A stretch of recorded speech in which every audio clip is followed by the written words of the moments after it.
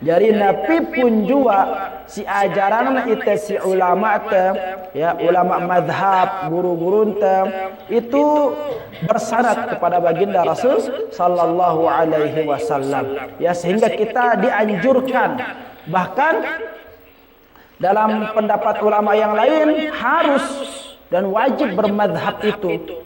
Kenapa? Karena kita tidak akan mengetahui ya, kita tidak akan mengetahui bagian-bagian hukum itu jikalau kita tidak mengambil dari ulama-ulama madhab gitu. Dan ulama-ulama madhab tentunya termasuk di antara orang-orang yang sudah mendapatkan jaminan dari Rasulullah sallallahu alaihi wasallam ya, seperti ya Imam Asy-Syafi'i, Imam Hanafi, Imam Malik, Muhammad. Ya, hadratal muhtaramin rahimakumullah, perkara yang berkaitan dengan niat ya, perkara yang berkaitan dengan niat, maka sekali lagi ini perlu diperhatikan karena dia merupakan rukun awal dari penentu sah atau tidaknya sholat kita. Namun perkara niat ini gagal, maka rusak sudah ya, sia-sia ini sampai assalamualaikum ini. Maka dari niat ini harus diperbaiki.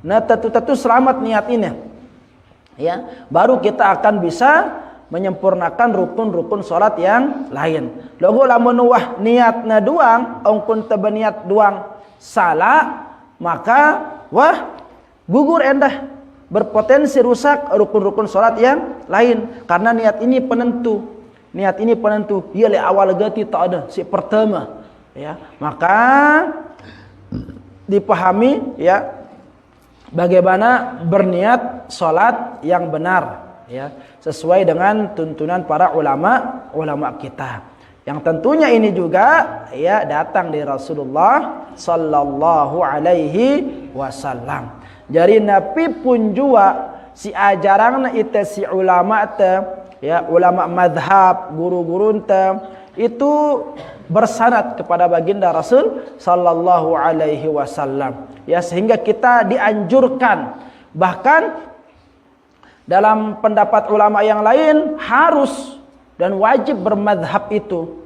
Kenapa? Karena kita tidak akan mengetahui ya, kita tidak akan mengetahui bagian-bagian hukum itu jikalau kita tidak mengambil dari ulama-ulama madhab gitu. Dan ulama-ulama madhab tentunya termasuk di antara orang-orang yang sudah mendapatkan jaminan dari Rasulullah sallallahu alaihi wasallam ya, seperti ya Imam Asy-Syafi'i, Imam Hanafi, Imam Malik, Muhammad dan seterusnya gitu ya. Termasuk di antara kurun atau generasi yang mendapatkan jaminan dari Rasulullah sallallahu alaihi wasallam. Dan perjuangan ulama madhab dalam menentukan hukum ya, dalam membukukan perkara-perkara syariat ini butuh perjuangan yang lama. Hadratal muhtaramin rahimakumullah, enggak main-main, udah gampang-gampang untuk bisa mencetuskan suatu hukum ya. Meneliti tentang darah haid saja Imam Asy-Syafi'i harus berjalan dari Irak ke Mesir itu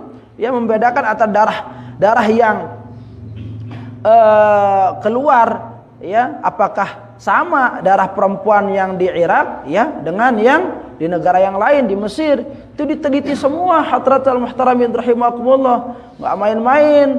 Lantas kita menemukan satu potongan hadis, satu potongan ayat lalu kita simpulkan menjadi suatu hukum, enggak segampang itu ya, melalui proses yang lama ya. Sama seperti takaran dirham, dinar itu ya, ada guru tiang itu masih hidup, beliau itu untuk mengkaji kepingan dirham itu ya, dirham itu harus pergi ke Irak dulu ya, pergi ke negara yang masih di sana itu menggunakan mata uang itu, atau orang yang menyimpan mata uang dinar dirham itu ya.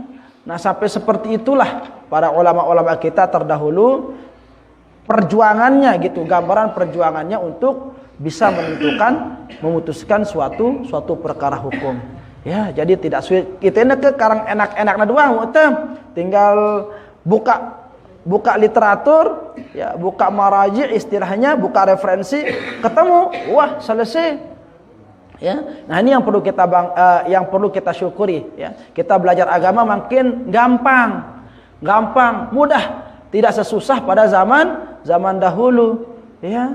Tidak sesusah zaman-zaman imam-imam mazhab. Susah sekali untuk menentukan suatu perkara, untuk meneliti hadis apakah ini sahih, apakah ini mursal, apakah ini munqati' dan seterusnya, butuh perjuangan lama itu.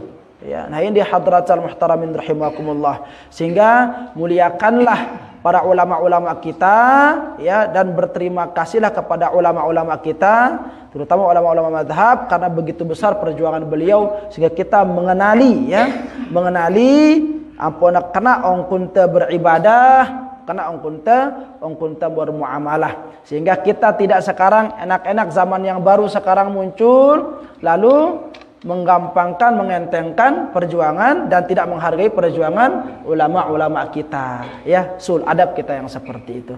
Ini hadratul muhtaramin rahimakumullah, terkait dengan kajian kita pada malam hari ini yang berkaitan dengan niat salat, ya. Maka